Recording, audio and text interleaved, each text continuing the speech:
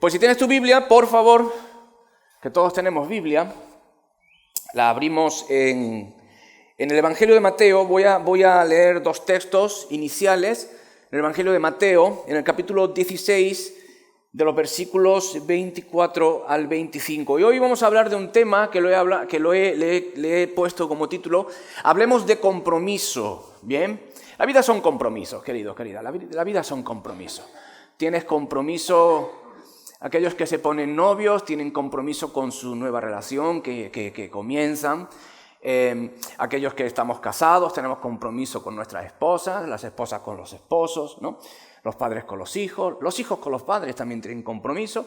Todo en la vida se trata de compromiso. Y hoy en día la vida en donde estamos, el presente, que ahora vamos a hablar de algunos aspectos de nuestro presente, pues trata de quitar todo compromiso, porque el compromiso como que da alergia en nuestros días, ¿no? Estamos viviendo en un tiempo donde el individualismo se ha radicalizado en nosotros y como que el compromiso nos da alergia. Y esto se ve en cada uno de los aspectos sociales y también en la iglesia. Por eso esta mañana quiero que me permitas abrir mi corazón, hablar directo, porque estoy hablando principalmente para mí, pero si también hablo para ti, pues qué bien, ¿no? Mateo 16, versículo 24 al 25 dice: entonces Jesús le dijo a sus discípulos: si alguno quiere venir en pos a mí, se tiene que negar a sí mismo, tomar su cruz y seguirme. ¿Por qué? Porque el que quiera salvar su vida, la perderá. Pero el que decida perder su vida, la perderá. La hallará. A causa de mí la hallará. ¿A qué se estaba refiriendo Jesús? Esto de perder la vida para salvarla para perder. ¿Cómo es esto? Jesús está hablando de mis. En otra parte del Evangelio, en el Sermón del Monte, diría: donde está tu corazón, allí está tu tesoro. Jesús está hablando del amor que le tengo a mis preferencias como persona. Porque el Evangelio es compromiso. El Evangelio no es un billete. Hoy creo que está jugando alguien hay un partido de fútbol en Linares, sí. No sé quién juega, pero hay un partido de fútbol. Los que han entrado a ese partido han comprado un billete previamente. Bien, este billete te da acceso a ver el partido. Pero, y aquí es donde digo, permíteme hablar en general, de una forma directa. No te tienes por qué dar aludido. Si te das por aludido, pues maravilloso, el Espíritu Santo. Pero creo que hoy estamos viviendo un cristianismo muy light, muy descafeinado. Lo vamos a ver durante la charla. El Evangelio es compromiso. Y Jesús lo dijo. Hey, si tú quieres salvar tu vida, ok, haz tus cosas. Haz tus cosas. Vive para ti. Además, Jesús está animando. Vive para ti, no pasa nada, pero la vas a perder. Pero si decides perder tu vida en el sentido de despojarte de tu yo, de todos tus afectos personales que van en contra del sistema que Jesús marca, entonces si estás dispuesto a perder ese tipo de vida, a renunciar a tu yo, entonces vas a hallar la vida que hay en Dios y que Jesús ofrece. Eso es lo que está diciendo Jesús aquí. Quiero que vengas conmigo también a Primera de Corintios capítulo 15, versículo 58, y Pablo va a decir: así que, hermanos amados, estad firmes, inconmovibles, abundando en la obra del Señor siempre. Fíjate que Pablo no está diciendo: hermanos, amigos, estad firmes, inconmovibles, abundando en vuestra vida, queriendo ser más exitosos, queriendo vivir mejor, queriendo estar más apalancado en este sistema. Vive bien. No, Pablo no está diciendo eso. Pablo está diciendo: así que, hermanos amados, estad firmes. ¿En qué? En el Evangelio. En la gracia, posicionados en Dios. Inconmovibles, abundando en vuestra obra. No. Abundando en la obra del Señor siempre. Porque Jesús va a decir en otra parte que si ponemos por primero en nuestra vida el reino de Dios y su justicia, todo lo demás va a venir. Entonces el cristianismo light que estamos viviendo es un cristianismo que ha volteado las palabras de Jesús. Y dice, primero mi casa, mi vida, y luego la iglesia. Luego mi vida devocional, luego mi devoción. Pero Pablo no dice eso. Pablo está diciendo, hey, queridos, queridas hermanos de Corinto,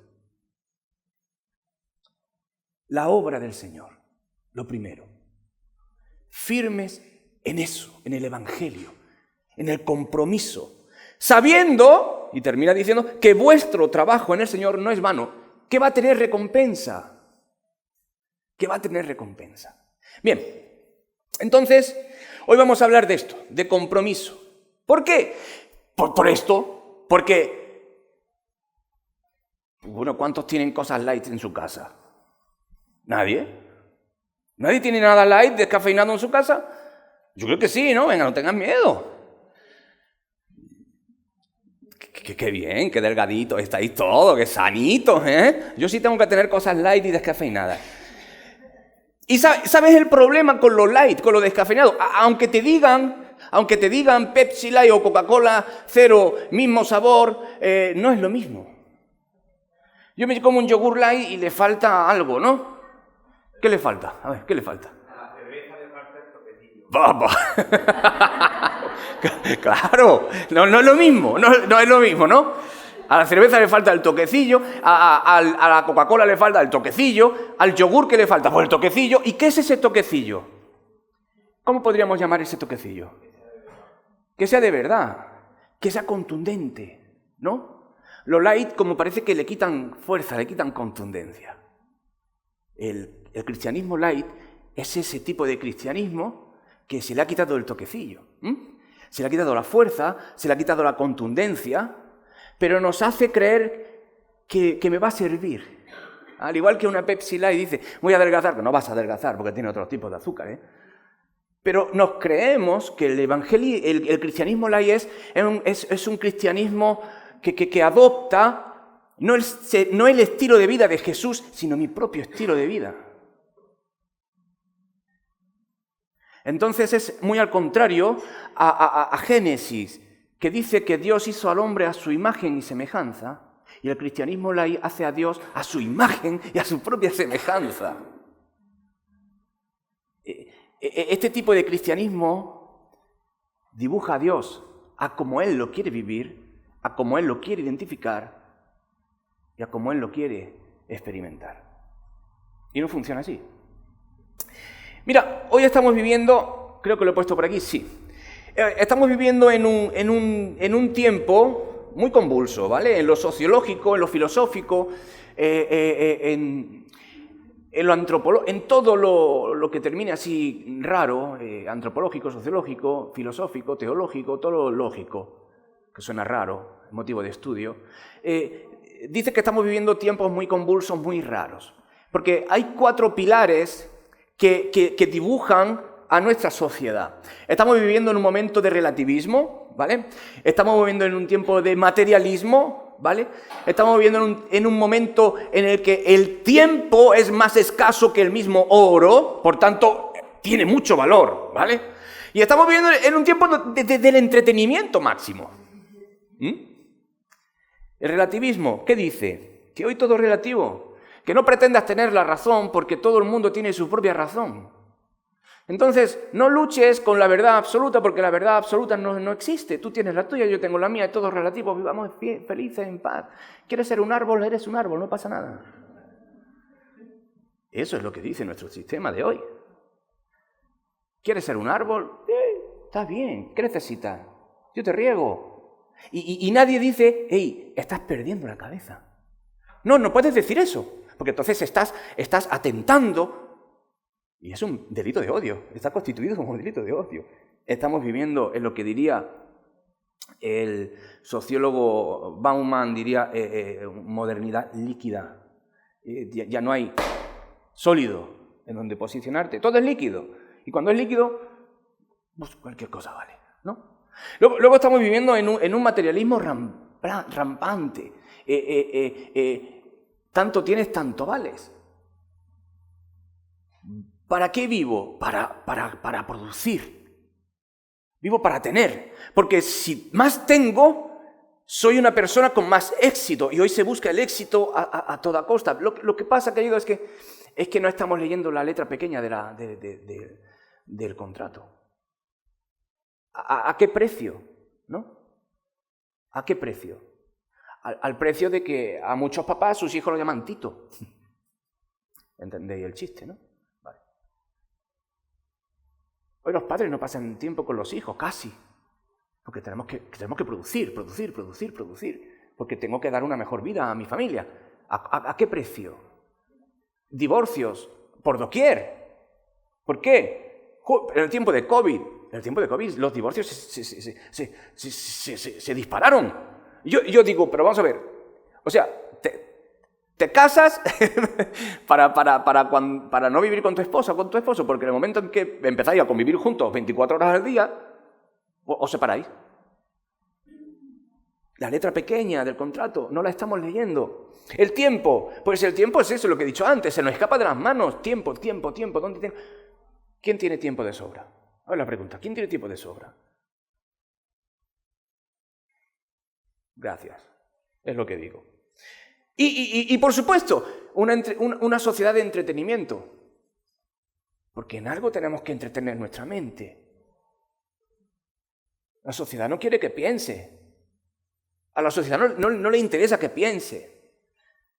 Tenemos que abrir los ojos porque somos marionetas en manos de los que pueden hacer y los que dirigen.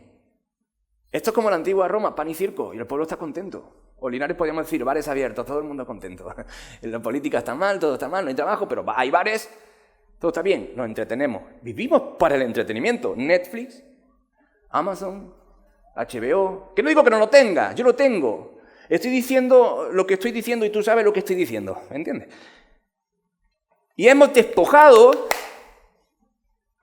nuestra vida de oración, nuestra vida de devoción, nuestra vida de estudio bíblico, porque nos conformamos con el versiculito que el teléfono nos manda cada día. Decimos, ya tengo mi dosis de la palabra de Dios. No tienes nada. La dosis de la palabra de Dios no está aquí, querido, querida, perdona que te lo diga. La dosis de la palabra de Dios está aquí. Y estamos perdiendo esto. Antes, Dios te lo pague. Antes nos llamaban el pueblo del libro. Hoy ni eso. Ni eso.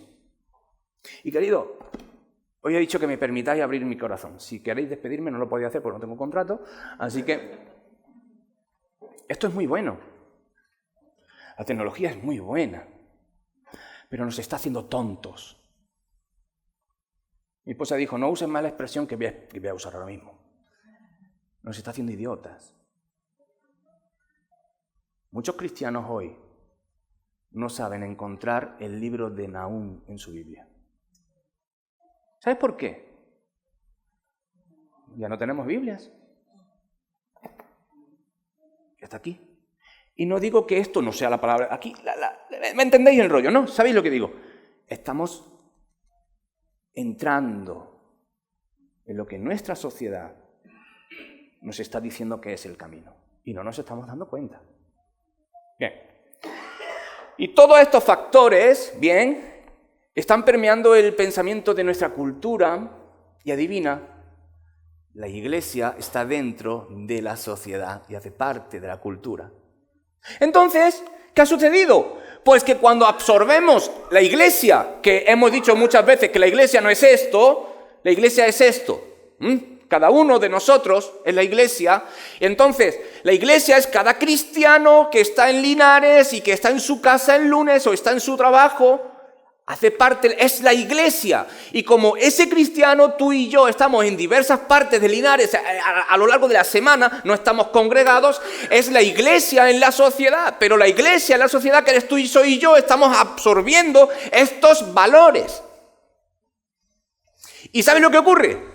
Que cuando absorbemos estos valores sin masticarlos y sin darnos cuenta, Los vivimos en comunidad cuando nos juntamos, porque cada uno de nosotros los traemos y no hemos reflexionado en ellos. Y por eso se da el efecto del cristianismo descafeinado. ¿Y qué es vivir el cristianismo, el relativismo dentro del cristianismo? Bueno, porque el pecado se relativiza. Os voy a decir una cosa. Gracias a Dios he podido estar en varios países por mi trabajo. No voy a hablar de C29, voy a hablar de otros lugares. Voy a hablar de cristianismo en general, ¿vale? En muy pocos púlpitos se habla de pecado. En muy pocos. Muy pocos, te lo puedo asegurar. Muy pocos. No se profundiza del pecado en muchos púlpitos. ¿Por qué? Y puedo decir con muchas propiedades de fuentes muy cercanas a mí porque lo sé. Si hablo de pecado, la gente se me va. Y si la gente se me va, me quedo sin ofrenda. Y si me quedo sin ofrenda, cerramos la iglesia. Estoy hablándote desde el corazón porque lo he vivido, ¿eh? Sé lo que estoy diciendo. Materialismo. ¿Qué significa el materialismo dentro del movimiento cristiano? Bueno, pues que se busca un cristianismo de consumo. Se busca un cristianismo de consumo. Predicaciones a la carta, música a la carta. Uy, estas canciones de hoy no me bendijeron. ¿Te suena? Uy, la predicación de hoy no me gustó. Porque me está hablando de compromiso. Y yo no quiero compromiso. Yo quiero que me motive y que me diga que soy un príncipe, una princesa de papá. ¿Ah? Estamos acostumbrados a eso. Consumimos a Dios. Consumimos a Dios. Consumimos a Dios. Tiempo. ¿Qué es el tiempo dentro del cristianismo light? Bueno, se recortan las predicaciones. Si puedes hacer 25 minutos, una vez me dijeron, si puedes hacer 25 minutos mejor, que la gente se me despista. Yo le dije, hermano, 25 minutos es una introducción. De verdad. Hoy queremos acortar. Predicaciones cortas, lo más cortas posible. Pero luego pasamos 8 o 9 horas, nuestros nenes o en los institutos. Y adivina, si quieres hijos de César, dale a tus hijos al César. Luego no podemos decir, ¡ay, es que nuestros nenes se nos van de la iglesia! Papá, mamá! ¿Quieres acortar las predicaciones? Luego no te sorprendas. Esa es la realidad, querido. Pero no nos gusta. Hoy seguramente vas a tu casa a comerte el pollo y vas a decir, uy, Raúl, no me cómo estuvo hoy. Hoy no salí motivado. Yo creo que esto motiva. Y entretenimiento. ¿Qué significa entretenimiento dentro del cristianismo light? Porque la iglesia tiene que hacerme sentir alegre. La música tiene que llenarme. Los hermanos. Uy, el hermano o la hermana no me saludó. Uy, bueno, salúdalo tú. Todo lo hemos creado para el yo. Para consumir yo. ¿Te das cuenta? ¿Y eso por qué? Porque estamos demasiado culturizados por nuestro sistema. Entonces llegan cosas como el Dios Santa Claus, el Jesús Santa Claus. ¿Qué es esto del Jesús Santa Claus o el Dios Santa Claus? Bueno, pues que Dios está para bendecirme, ¿no? Dios está ¿Para qué está Dios en tu vida? Para amarme, para cuidarme, para bendecir. Eso son casi todas las formulaciones que decimos. Y sí, Dios está para cuidarte, Dios está para bendecirte, Dios está para llenarte, Dios está para mimarte, si lo quieres. Sí. Pero como he dicho alguna vez, Dios está para que le adores. Dios está para que le sirvas. Dios está para que incluso entregue mi vida por Él, si hace falta. Y en el camino, pues Dios me bendice, Dios me cuida, Dios me mima, ¿Me entiendes? Hay por ahí cierta teología, la teología de la prosperidad, creo que lo hemos escuchado todos, ¿no? Que dice eso, dice básicamente, lo quiero leer para que no se me vaya ni una tilde, dice: Dios quiere bendecir al cristiano de tal forma que posea bienestar económico, salud y victoria en su vida. Ojo, quédate con esto porque te voy a leer algunos testimonios ahora. La teología de la prosperidad, o dicho de otra manera, la falsa teología de la prosperidad dice, quédate con esto, lo voy a repetir: Dios quiere bendecir al cristiano de tal forma que posea bienestar económico, salud y victoria en su vida. ¿Por qué? Porque un hijo de Dios es un hijo de rey. ¿Y cómo? Como Dios es rey, ¿qué eres tú? Un príncipe, una princesa, ¿no? Por relación directa, ¿no? Y entonces deberían de vivir, los príncipes y las princesas, que somos nosotros, deberíamos vivir como hijos de rey. Y claro, y tú dices, ¿y eso de dónde lo saca la teología de la prosperidad? Quiero que vengas conmigo a Mateo 7, versículos 7 al 12. Y dice: pedid y se os dará. Eso lo dijo Jesús. Buscad y hallaréis. Llamad y se os abrirá. Porque todo el que pide recibe, y el que busca halla, y al que llama a la puerta se le abre. Hasta ahí guay, ¿no? Jesús dice: porque ¿qué hombre hay de vosotros que si su hijo le pide un pan le va a dar una piedra? Ninguno, es una pregunta retórica. Ninguno. La respuesta es ninguno. O si le pide un pescado, ¿le dará acaso una serpiente? Es otra pregunta retórica. La respuesta es negativa. No, ninguno, nadie, ningún padre va a hacer eso.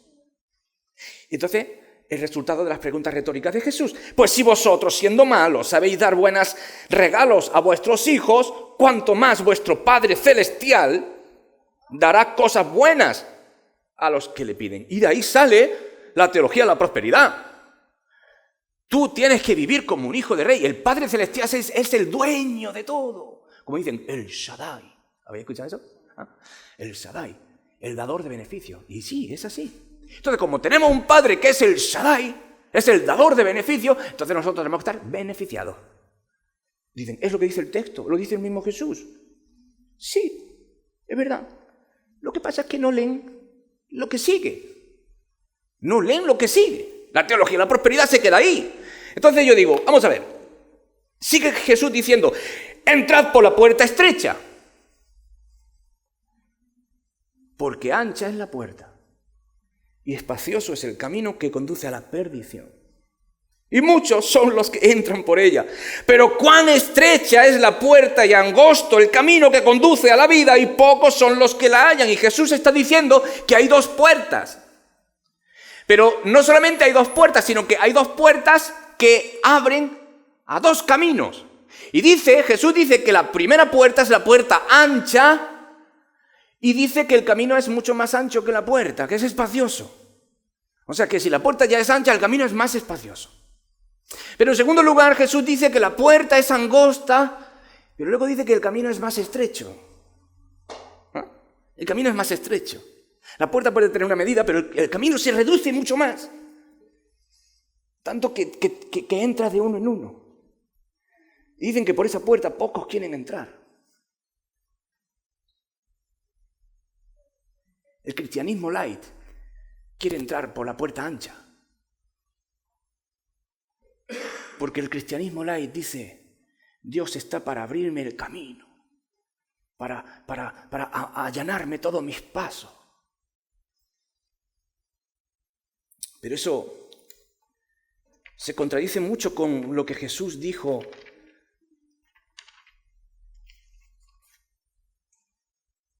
Estas cosas os he hablado para que en mí tengáis paz. Y en el mundo vais a tener aflicción. ¿Dónde está la teología de la prosperidad ahí? Pero confiad, yo he vencido al mundo. Entonces, el cristianismo light es ese cristianismo que obvia el costo de ser cristiano. Y Jesús ya lo dijo: vais a tener aflicción. Segundo punto. Entonces, el cristianismo, a modo de Jesús, es un estilo de vida de compromiso. ¿Por qué? Porque mira, querido, querida, el cristianismo, por si no lo sabías, ya te lo cuento, el cristianismo no es una cosmovisión de nuestro tiempo.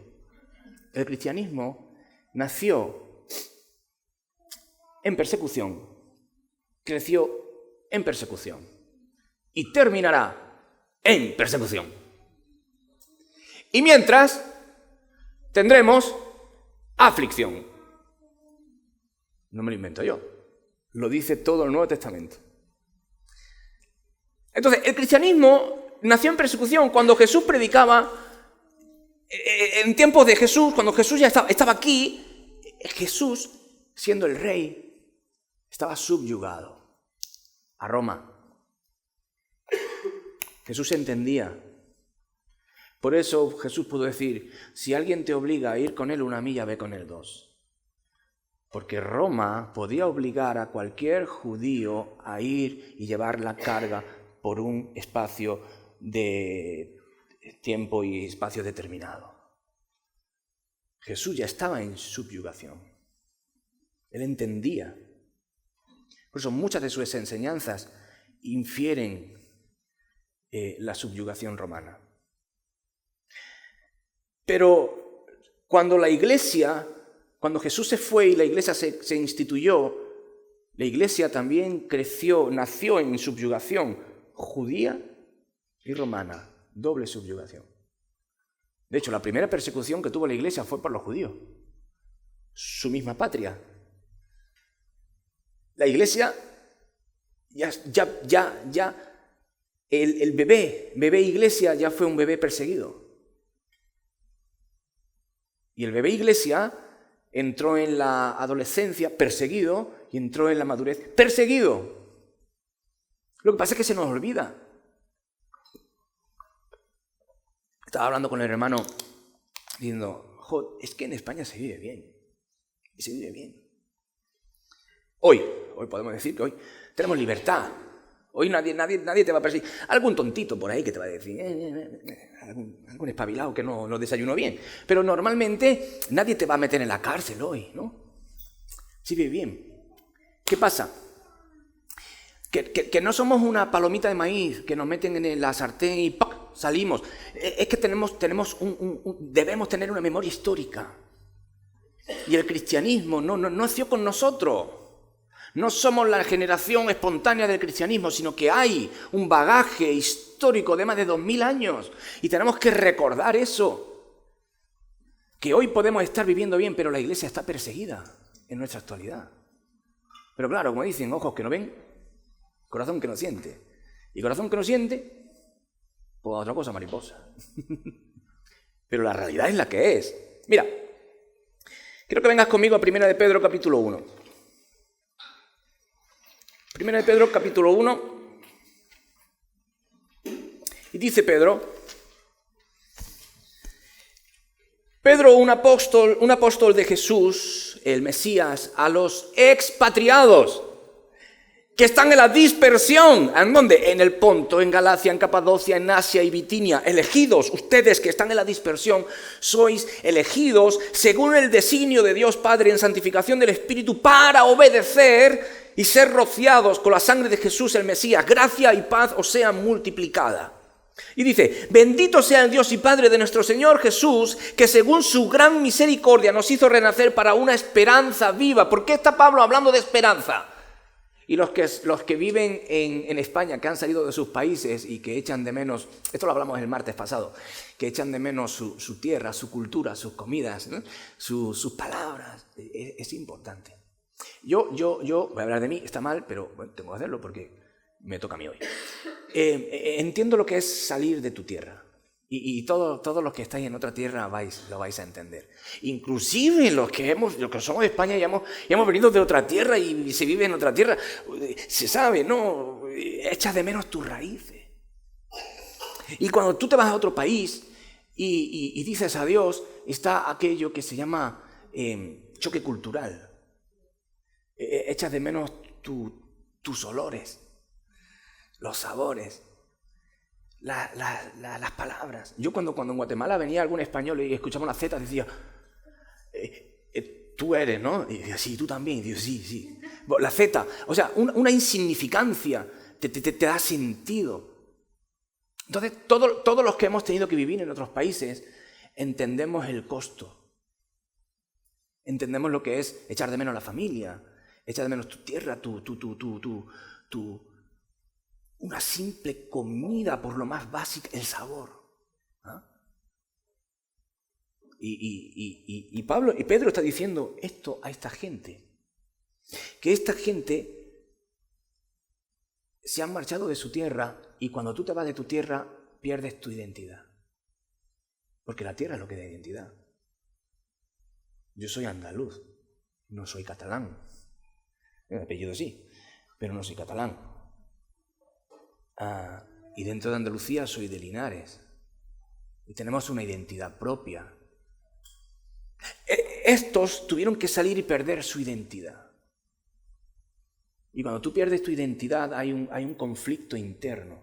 Y tienes que rehacer de nuevo muchas cosas para encontrarte, para resignificar tu vida allá donde estás. Y estos pierden su identidad para ir a otro lugar a comenzar de cero, porque todo su trabajo, toda su tierra, todo su hogar, todo en donde ellos crearon su vida les ha sido arrebatado por causa de la fe.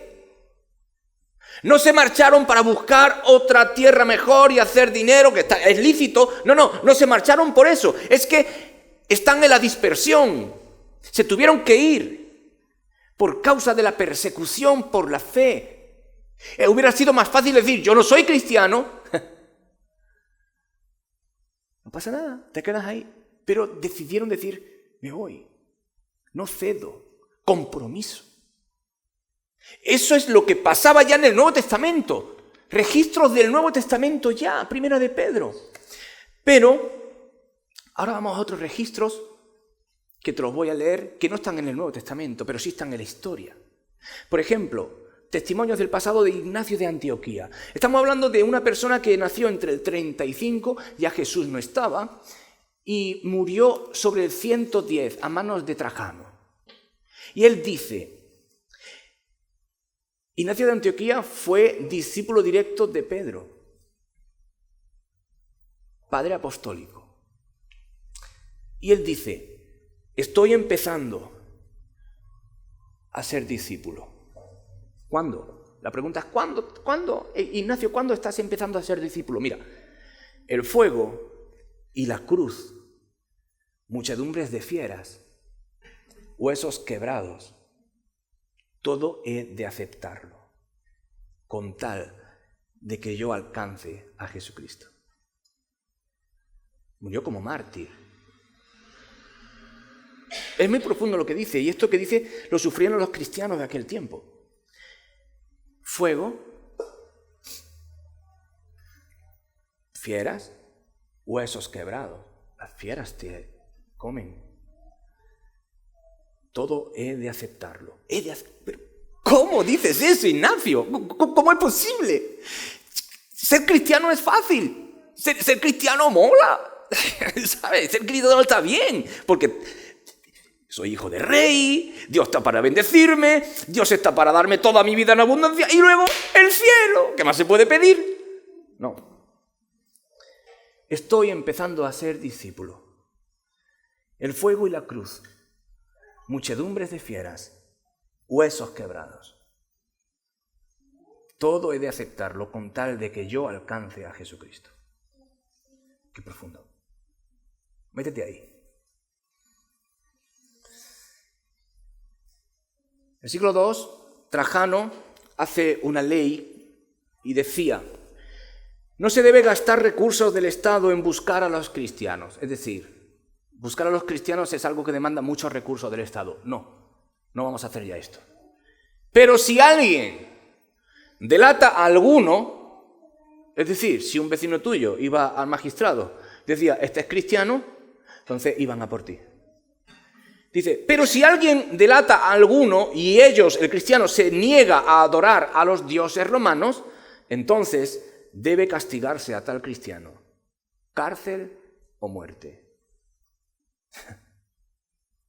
¿Y cómo era el proceso? El proceso era así.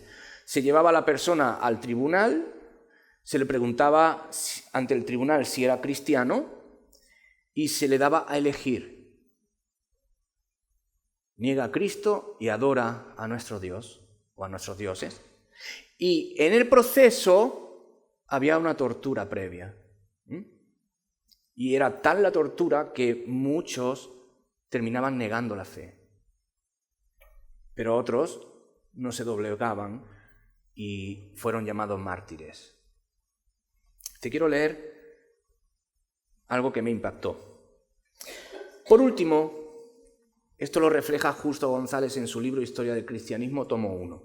Dice, por último, como ejemplo de la suerte de los cristianos bajo el régimen de Marco Aurelio, debemos mencionar la carta que las iglesias de Lyon y Viena, en la Galia, les enviaron en el año 177, o sea, 177, ¿vale? El año, muy lejano, a sus hermanos de Frigia y Asia Menor. Al principio, la persecución en esas dos ciudades parece haberse limitado a prohibiciones que les impedían a los cristianos presentarse en lugares públicos, o sea, no podían asistir a algunas cosas, vetados al principio. Dice, después la plebe comenzó a seguirles por las calles, insultándoles, golpeándoles y apedreándoles.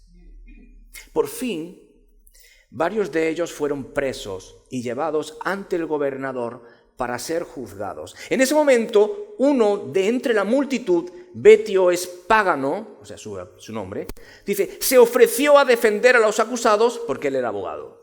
Dice, y cuando el gobernador le preguntó si era cristiano, y él respondió afirmativamente, sin permitirle decir una palabra más, el gobernador ordenó que se le añadiera al grupo de los acusados.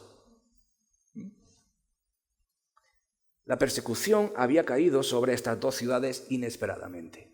Año 177. Dice, como un relámpago. Y por tanto, no todos estaban listos para enfrentarse al martirio. Según nos cuenta la carta que estamos citando, alrededor de 10 fueron débiles y salieron del vientre de la iglesia. O sea, negaron la fe. Los demás, sin embargo, se mostraron firmes. Al mismo tiempo que tanto el gobernador como el pueblo se indignaban cada vez más contra ellos. De boca en boca corrían rumores acerca de las horribles prácticas de los cristianos, rumores sobre los que hemos de hablar en el próximo capítulo. ¿A qué rumores se refiere el autor? Pues que acusaban a los cristianos de comerse a un niño cada domingo, el partimiento del pan y el vino. Los acusaban de antropofagia. Los acusaban a los cristianos de ateísmo, porque ellos solamente adoraban a un dios judío, que decían que era un burro, mientras que todo el panteón de dioses griego y romano no creían en ninguno. Entonces por eso los cristianos eran ateos, entre otras cosas. Y los acusaban también de incesto, porque decían que como los hermanos se llamaban hermanos entre ellos y estaban casados, pues decían que estaban cometiendo incesto. Esas eran algunas de las acusaciones que se tenían contra los cristianos en aquel tiempo. Dice, en vista de la obstinación de los cristianos y probablemente para ganarse la simpatía del pueblo, el gobernador hizo torturar a 71 cristianos. Un tal santo se limitó a responder, soy cristiano.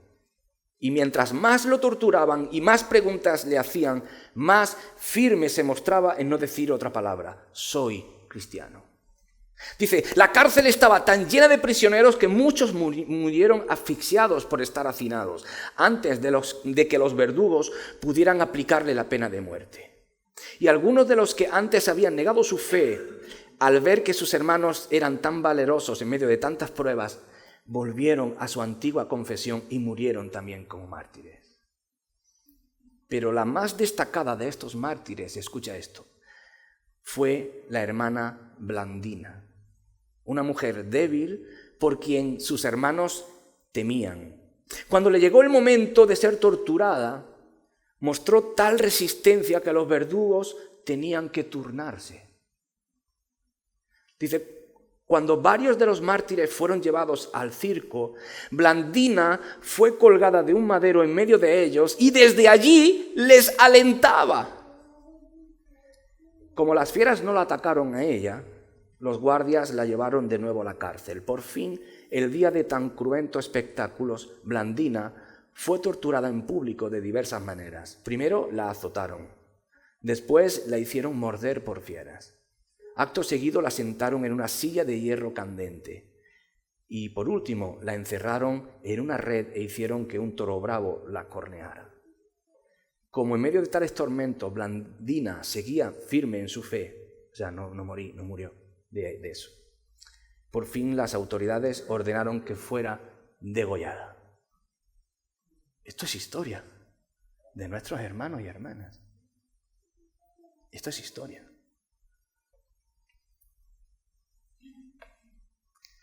Por último, la tibieza espiritual. Oiga, cuando lees eso, pues te quedas con esa cara, sí, con esta cara. Y dices, uff. Y sí, te viene a la mente, como a mí cuando leo, ¿yo qué haría? ¿No? Pero mejor no pensar en eso, porque uno tiene que estar ahí. Pero el hecho de no pensar qué haría yo, porque no voy a saberlo nunca si no me toca la hora algún día, no implica que no recuerde que en toda la historia hay, valga la redundancia, una historia de personas que dieron su vida por el costo de ser discípulos de Cristo. Dieron su vida. Aquí tenemos nombres.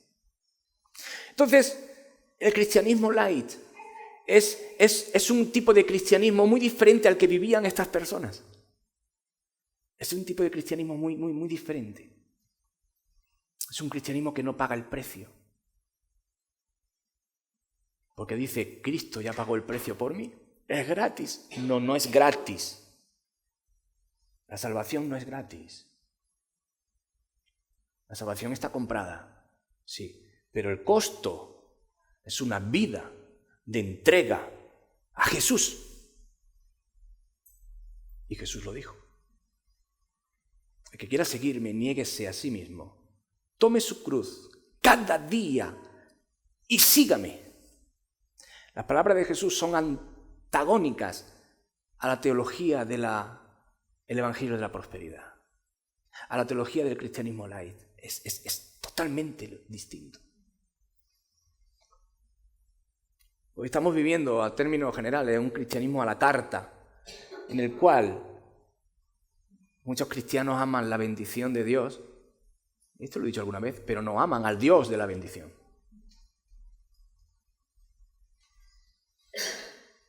Amo la bendición de Jehová. Pero como Jesús dijo, ¿por qué me llamáis Señor, Señor y no hacéis lo que os digo? Palabra de Jesús también ahí, ¿no? Termino. Cristianismo light vive de esta manera. ¿Te acuerdas de los cuatro ingredientes básicos de nuestra sociedad líquida? Pues esto se ha llevado dentro de muchos cristianos. El cristianismo light es un cristianismo que relativiza. ¿El qué? Ya lo he dicho al principio, ya no se habla de pecado por no ofender. Ya no se habla de pecado, el pecado es una ofensa y yo no tengo que ofender a nadie, tengo que respetar a todo el mundo. Evidentemente, tengo que respetar a todo el mundo, pero lo blanco, blanco, lo negro, negro, lo gris, gris y lo azul, azul, azul. ¿Por qué? Porque el cristianismo light intenta quedar bien con su sociedad. Porque ya no quiere pagar el precio de una vida a contracorriente, porque vivir a contracorriente, ¿qué trae? Problemas. La palabra también dice, ay, cuando los hombres hablen bien de vosotros. A ver, no me malentendáis, no estamos diciendo que nos busquemos problemas por doquier. No, estamos diciendo que, como cristiano, tengo que ser valiente para vivir mi cristianismo. No voy a ofender a las personas, pero no voy a vender mi cristianismo. Y el cristianismo light se vende. Ya no paga el precio porque intenta quedar bien con su sociedad, ideologías. Ya no queremos ofender a aquella persona que dice soy un árbol o un cisne. Lo siento, sé lo que tú quieras, pero mi pensamiento es propio. Y eso es pecado. Pecado. Formatos de vida. Si es pecado, es pecado. Es pecado. Materialista. Ama la bendición. Es un tipo de cristianismo que ama la bendición sin pagar el precio, porque el precio ya está pagado por Cristo en la cruz. Sí, pero ¿el tuyo cuál? ¿El mío cuál? No es un billete de fútbol. Hermanos, pagaron el precio a costa de sangre. A costa de sangre. Un cristianismo light es un cristianismo materialista que ya no se involucra en misiones, porque un cristianismo light mira su propio ombligo. ¿Para qué vamos a hacer misiones? Si bastante ocupados ya estamos, no tenemos tiempo. Un cristianismo light es un cristianismo que no ofrenda ni diezma. Queridos, queridas, mala noticia, o buena, porque es una bendición. El cristiano tiene que ofrendar. El cristiano tiene que diezmar. ¿Por qué? Porque todo lo que yo tengo, mucho, regular o poco, viene de Dios. Y Dios me lo ha dado para que lo administre.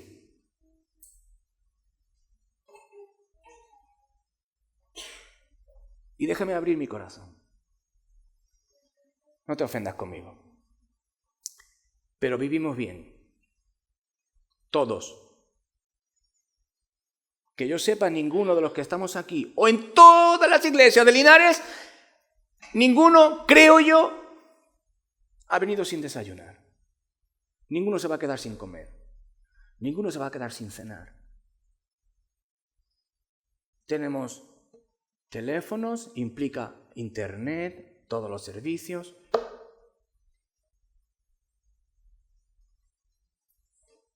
En tiempo de Malaquías, Dios le dijo a su pueblo: os he cerrado la bendición porque estáis viviendo bien, adornando vuestras casas artesonadas, pero mi casa está vacía. Traed vuestros diezmos al alfolí y probadme y verá cómo yo os voy a bendecir. Estamos viviendo, el cristianismo light está otra vez viviendo en tiempos del Antiguo Testamento, donde Dios dice: me estáis robando. Y queridos, queridas, me he echado muchos pulsos con Dios y adivina, siempre pierdo yo. Es un llamamiento a renovar votos con Dios, ver en qué fallo, ver qué tipo de compromiso tengo con Cristo y con su iglesia, que es el cuerpo de Cristo.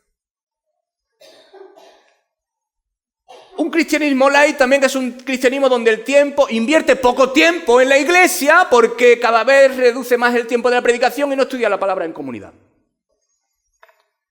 Es este tipo de cristianismo que dice: es que no tengo ni tiempo ni para mí. Bueno, todos vivimos en esto que se llama tiempo. Todos vivimos, es verdad, en una sociedad que cada vez exige más.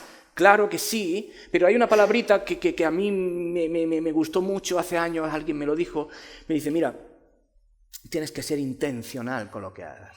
¿Y qué significa ser intencional? Pues eso, hacerlo todo con intención. Tengo que gestionar mi tiempo. Muchas veces no tendré, es cierto, pero todos tenemos tiempo para lo que queremos, queridos. Vamos a ser sinceros. Todos tenemos tiempo para lo que queremos. Invirtamos más tiempo para la iglesia. Invirtamos más tiempo en estudiar la palabra en comunidad. Querido, voy a abrir de nuevo mi corazón. Estoy para serviros. Pero cuando hemos hecho estudios bíblicos, hemos estado casi siempre los mismos. Os animo. Y ahora voy a hablar con el permiso de los ancianos y ancianas de la iglesia, los líderes de la iglesia, con vuestra venia, señorías, como se dice. necesitamos más compromiso. Porque no es para que yo diga, hoy no vienen oyentes. A mí eso no me trae sin cuidado, querido. Es porque la iglesia quiere que todos crezcamos.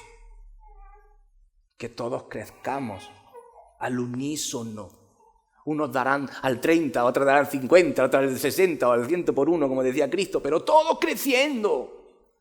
Invirtamos tiempo para estudiar la palabra en comunidad también. ¿Qué dones tienes? Habla con los líderes y invierte tiempo para la comunidad, para la iglesia, porque el tiempo es un regalo que Dios nos da. Y si Dios hace así, ¡chao! O si no, que se lo digan a mi hermano cuando le dio esa infección. De un día a otro, casi un mes hospitalizado, ¿no? 2 semanas. Bueno, es verdad, yo me fui a Guatemala. 16 días. De un momento a otro. Que no es por un pecado, estoy diciendo que el tiempo te cambia. Invirtamos el tiempo bien. Agrademos a Dios con nuestro tiempo. Y termino. Y entretenimiento. Una iglesia light, un cristianismo light desea que la iglesia lo llene, lo motive, que la predicación le haga como si se hubiera tomado un Red Bull y salga por ahí con alas. Pero no siempre va a ser así. A veces las predicaciones son un poco... ¿Cómo? Duras. ¿Sería la palabra? Duras. Sí, me gusta, duras. Confrontativas también. Y esto me gusta. Si la iglesia no llena mis expectativas, me voy a otra. Cierro.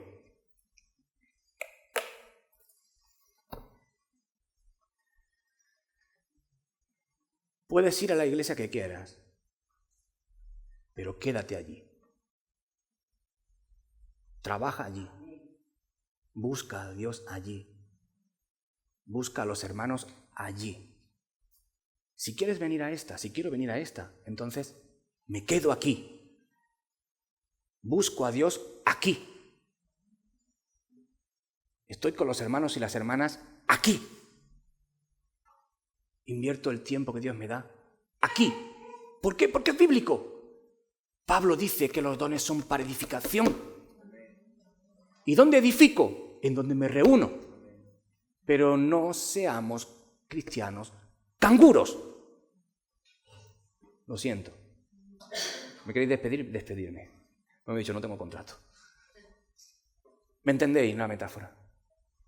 Lo que intento decir es que nos comprometamos primero con Dios. Y que hoy cuando vayamos a nuestras casas no chismeemos del predicador. Sino que escuchemos la voz no del predicador, sino la voz del Espíritu Santo.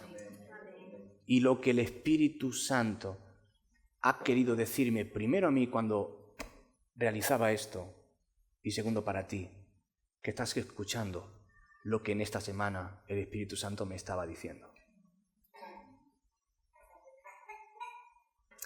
Señor, gracias por este tiempo que nos has dado, la predicación.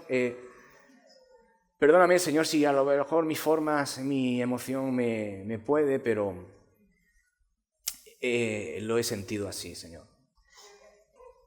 Pero no tengo miedo de haber ofendido porque yo creo que hablo con verdad, con la palabra me avala y creo que lo he dicho con amor y cariño porque amo al pueblo tuyo y somos hermanos, Señor, y es con cariño. Bendice este tiempo, esta palabra, bendice nuestros hogares, nuestros pensamientos, que meditemos en lo que hemos estado hablando, sobre todo yo también con mi familia, y tú renueves nuestro compromiso porque también hay muchos hermanos y hermanas, Señor, que a lo largo de la historia se han entregado a ti, a precio de sangre, Señor. Y nosotros tenemos que ser consecuentes con la libertad que tú, porque es una bendición. Eres el Dios de la bendición, indudablemente. Eres el Dios que nos amas, que nos cuidas, que nos abres camino. Pero eres el Dios que nos dice, busca mi reino primeramente y todas esas bendiciones serán entregadas. Así que, Señor, gracias porque vivimos en una bendición de un país donde estamos bien. Por eso, Señor, que usemos esa libertad, los recursos que tú nos das, muchos o pocos, da igual, pero que contribuyamos cada uno de nosotros. ¿Para qué? Para tu reino. Es que es para tu reino, Señor. No es para nosotros, es para tu reino. Para que tu iglesia tenga más recursos, para que el evangelio sea más expandido, para que podamos ayudar a más personas ahí fuera, para que se puedan hacer más actos sociales. La iglesia moviéndose, Señor, como ha pasado ahora en estas inundaciones de Valencia. Gracias por el compromiso cristiano. Ayúdanos, Señor, a no ser cristianos descafeinados, sino que seamos cristianos comprometidos. Y necesitamos que lo hagas por medio de tu Espíritu Santo. Te reconocemos como nuestro Señor, como nuestro Salvador, y te damos gracias. En el nombre de Jesús. Amén.